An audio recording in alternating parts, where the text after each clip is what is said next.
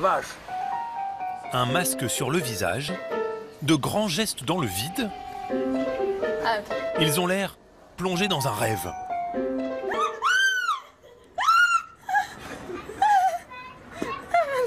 C'est horrible. À moins que ce ne soit un cauchemar. Wow. À l'approche de Noël, ses clients sont venus tester ces sensations troublantes.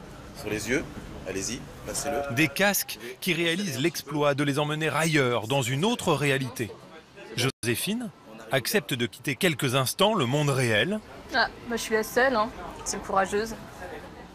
pour un grand 8 virtuel. Je bouge là, non?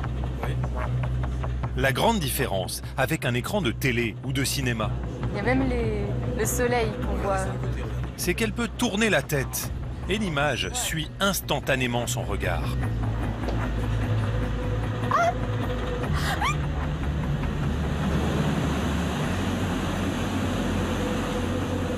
La vue à 360 degrés et le son dans les oreilles. Tellement déstabilisant que le vendeur doit l'aider à rester debout. Ah, c'est horrible. Allez, dites-nous ce que vous en avez pensé. Alors, c'était comment? C'était impressionnant, franchement. Là, je vous sens un petit peu drogué. Oui, bah, tous mes sens étaient perturbés, totalement déconnectée. Ces casques de réalité virtuelle sont le carton annoncé de Noël 2016. Dans ce nouveau monde, le joueur est aussi acteur de ses mouvements grâce à ses manettes. N'hésitez pas à remettre le casque comme il faut aussi. La plupart des clients viennent faire l'expérience pour la première fois, comme cette famille. Bonne partie. Isabelle observe stupéfaite son mari isolé dans son univers.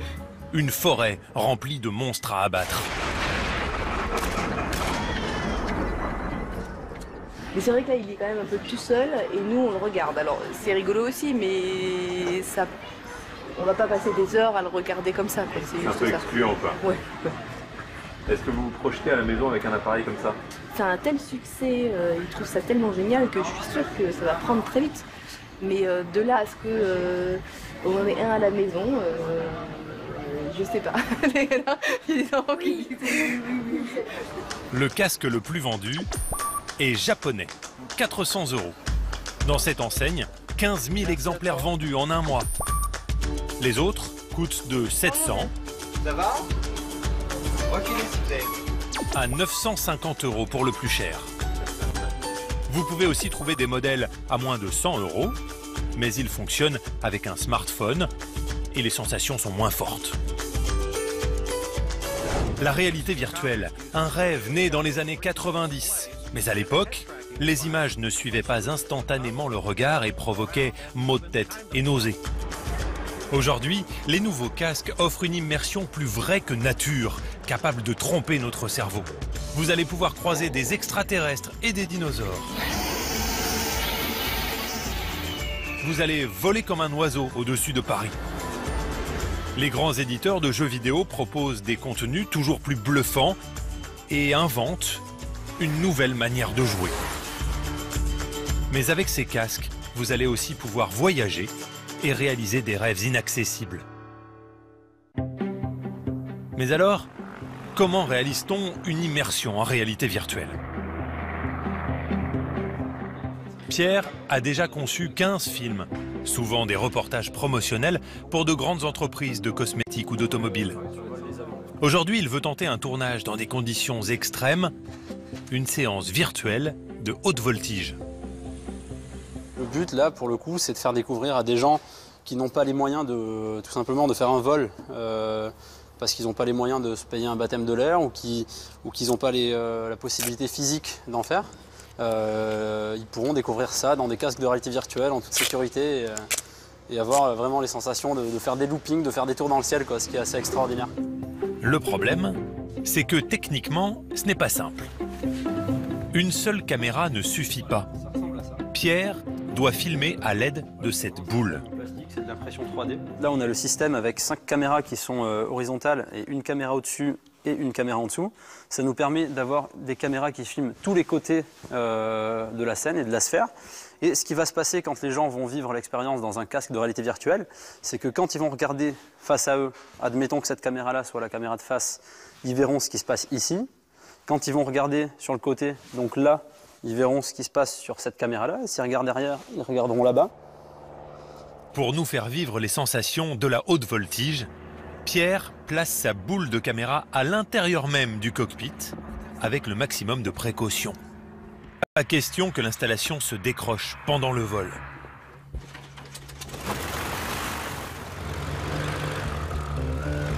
Au coucher du soleil, c'est parti pour plusieurs minutes d'acrobaties aériennes.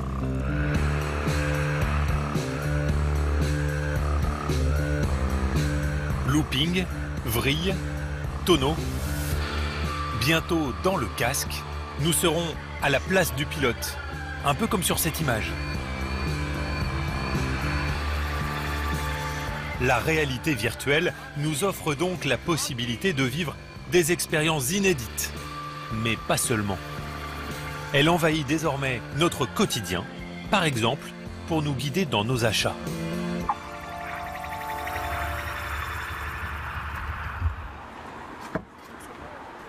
À Paris, Dorothée, comédienne, et Benjamin, ingénieur dans les télécoms, cherchent un appartement à acheter.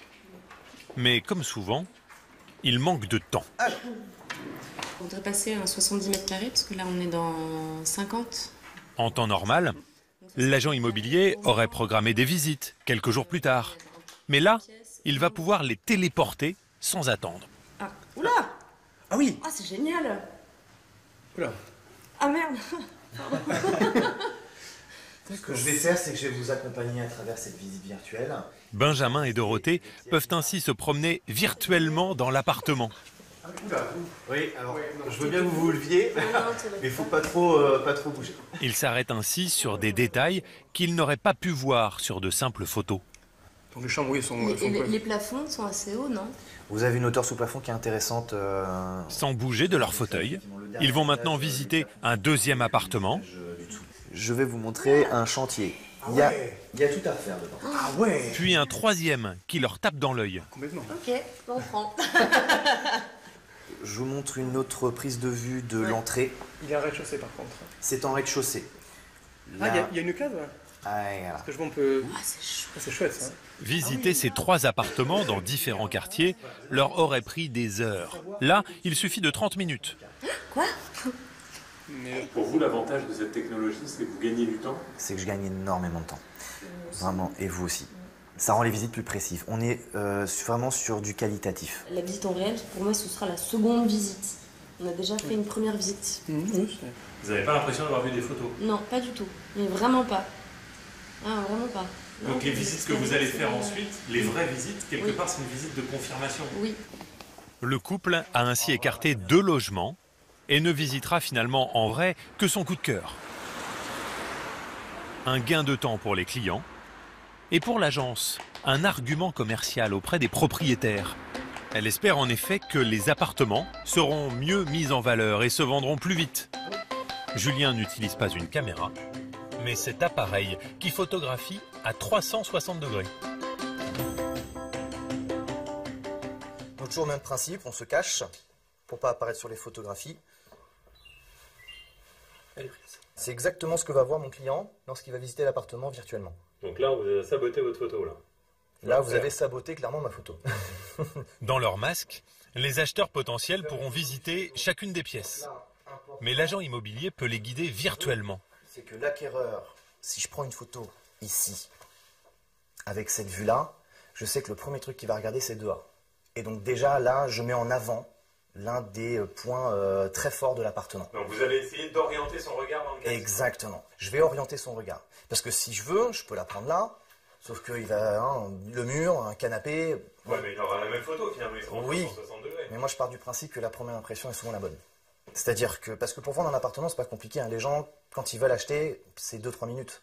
Ils rentrent dans l'appartement, au bout de 2-3 minutes, ils savent s'ils vont acheter ou pas. Demain, la visite en réalité virtuelle deviendra peut-être banale dans l'immobilier. Mais dans d'autres secteurs, elle permet déjà de booster les ventes pour des produits inattendus. Ce samedi, Il y a du monde dans cette grande surface de bricolage à Strasbourg. Isabelle veut en profiter pour présenter sa dernière innovation, un pommeau de douche à 50 €. On a un bouton qui nous permet en fait de changer de jet d'un simple clic. Le problème, c'est qu'un pommeau de douche, ça ressemble à un pommeau de douche. Et il y en a des dizaines. Et la problématique ici, c'est qu'on ne peut pas tester le produit. On ne peut pas le mettre en eau, on ne peut pas savoir le type de jet qu'on va avoir sur la peau. Elle a donc eu l'idée de relier le pommeau à un casque de réalité virtuelle pour permettre aux clients de tester les différents jets. Là, le premier univers, le jet pluie douce, vous êtes dans une petite prairie, c'est l'été, il y a une petite pluie rafraîchissante. De beaux oiseaux et un arc-en-ciel là-haut. Il suffit de cliquer sur le pommeau de douche pour passer d'une ambiance à une autre, comme la pluie intense dans la forêt amazonienne. Elle est belle là. Fabuleux. L'impression d'immersion est totale. Et là donc. Et donc là, le troisième univers, cette fois-ci le jet massage, donc c'est le plus puissant qui est disponible sur la douchette. D'accord. Attention. À chaque opération commerciale, la réalité virtuelle fait augmenter les ventes de pommeaux de 50%. Ceux qui n'achètent pas repartent avec des sensations jamais vécues jusque-là. Alors, on a l'impression d'être mouillé à la fin. Exactement. De quoi imprimer le nom de cette marque dans l'esprit des consommateurs. C'est génial. J'ai failli demander une serviette. La première fois qu'on essaye un casque de réalité virtuelle, il y a un effet waouh. C'est une expérience qui va marquer l'esprit du consommateur, du client.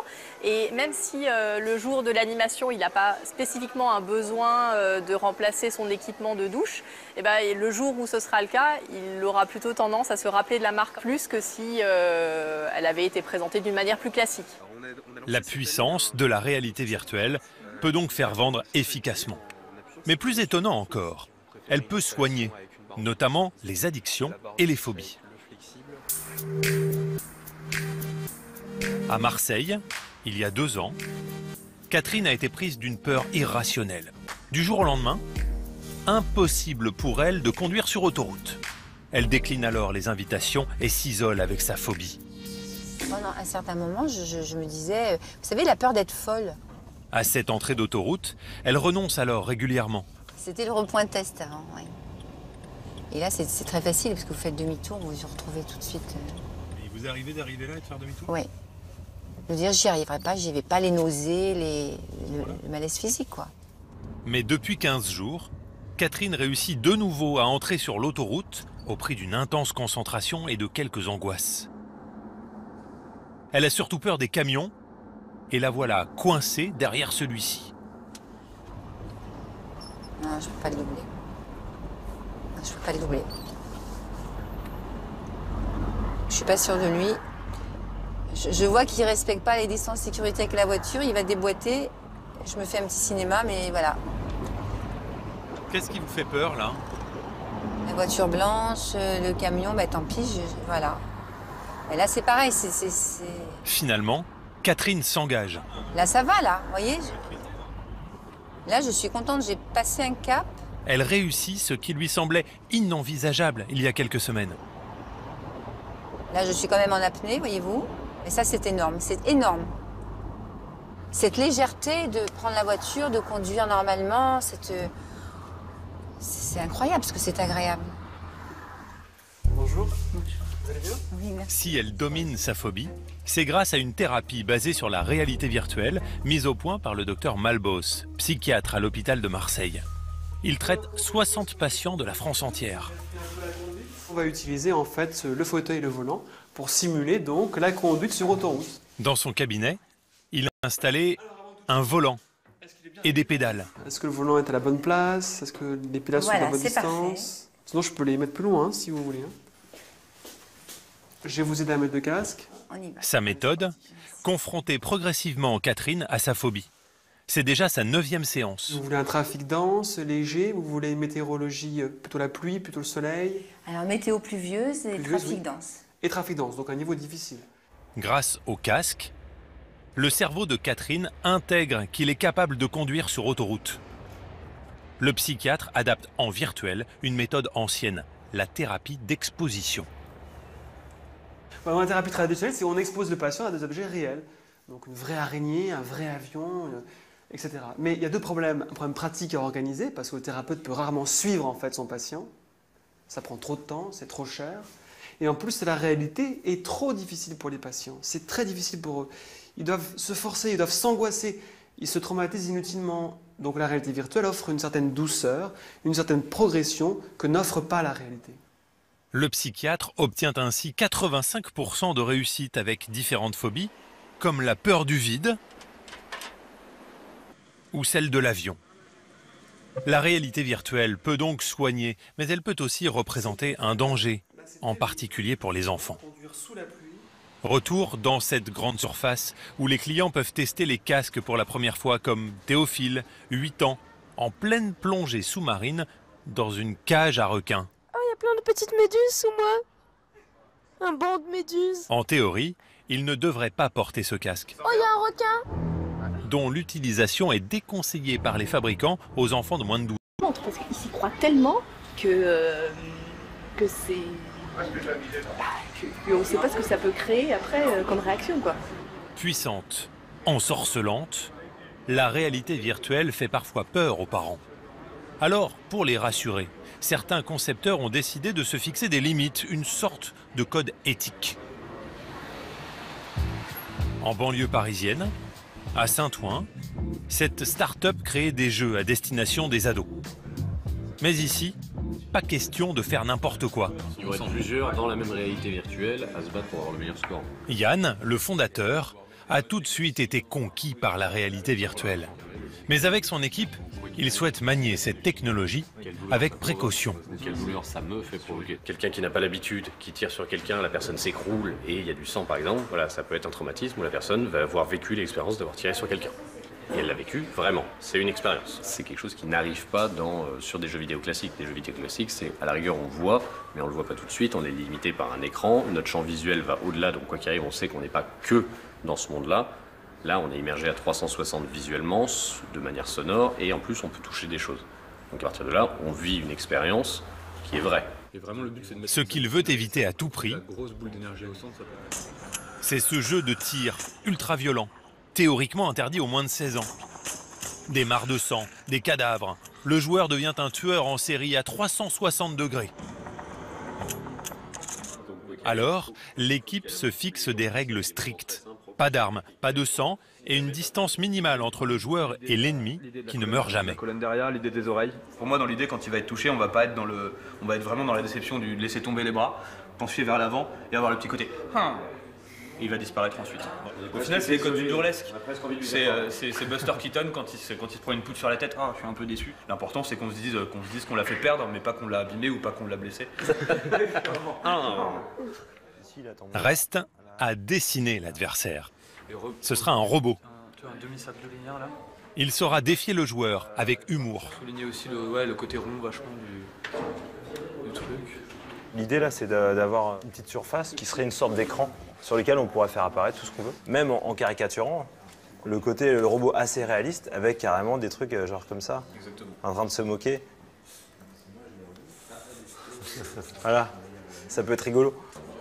À la fin du mois, cette start-up ouvrira sa première salle de jeu en réalité virtuelle. Elle sera équipée de tapis pour simuler les déplacements dans le jeu. Dans les prochaines années, toute une série d'accessoires rendra le virtuel toujours plus réel.